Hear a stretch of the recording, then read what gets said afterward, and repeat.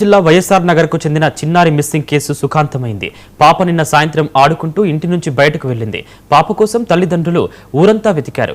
ఎక్కడా జాడ దొరకకపోవడంతో పోలీసులకు ఫిర్యాదు చేశారు. వెంటనే స్పందించిన పోలీసులు బృందాలుగా విడిపోయి గాలింపు చర్యలు చేపట్టారు. ప్రణవి వైఎస్ఆర్ నగర్లోని జొన్నచేనులో నిద్రిస్తున్నట్లు గుర్తించారు. పోలీసులు పాపను తల్లిదండ్రులకు అప్పగించడంతో ఉద్రిక్తతకు తెరపడింది.